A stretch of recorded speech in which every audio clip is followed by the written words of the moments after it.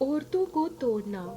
मर्द औरतों को तोड़ना और उन्हें रुलाना छोड़ देंगे जिस दिन वो ये बात समझ जाएंगे कि हजूर अकरम सल्लल्लाहु अलैहि वसल्लम ने फरमाया, औरतों के मामले में अल्लाह से डरो। शोहर की जिम्मेदारी।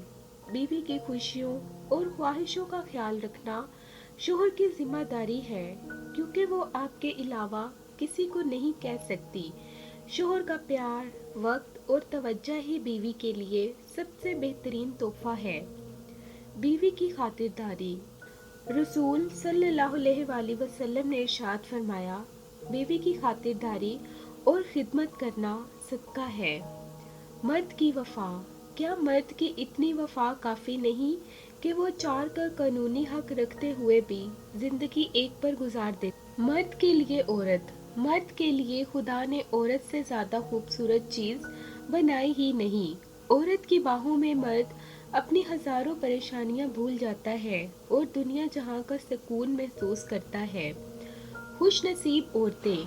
और कुछ औरतें इतनी खुश नसीब होती हैं कि उनके पसंदीदा मर्द उनको पाने के लिए दुनिया से लड़ते हैं और अल्लाह के आगे रोते भी हैं। मर्द की तरबियत।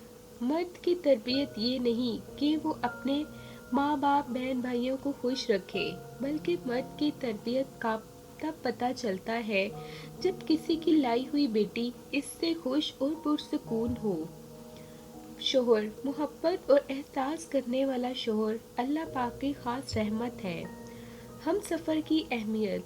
हम सफ़र खूबसूरत ना भी हो, कदर करने वाला होना चाहिए, क्योंकि घर पैसे और ताकत से नहीं, मोहब्बत और इत्तेफाक से बनते हैं। औरत का रोना। हज़रत अली ने फरमाया कि जब कोई औरत तुम्हारे सामने रो पड़े तो तुम्हारी मर्दानगी का तकाजा ये है कि तुम इस बात को वहीं ख़त्म कर दो। औरतें। और औरतों के बारे में तुम अल्लाह से डरो, क्योंकि तुमने उन्हें अल्लाह की अमानत के साथ लिया है और अल्लाह के कलमे के ज़रिए हलाल किया है। मर्द की मोहब्बत। औरत कभी समझ नहीं सकती, मर्द तो अपनी पसंदीदा औरत को छूने वाली हवाओं का भी दुश्मन होता है। वफादार मर्द। वफादारी और कदर का आपस में बहुत गहरा ताल्लुक है। जिस तरह एक वफादार मर्द औरत का गुरूर होता है, उसी तरह एक कदर करने वाली औरत मर्द के लिए अनमोल तोहफा हुआ करती है।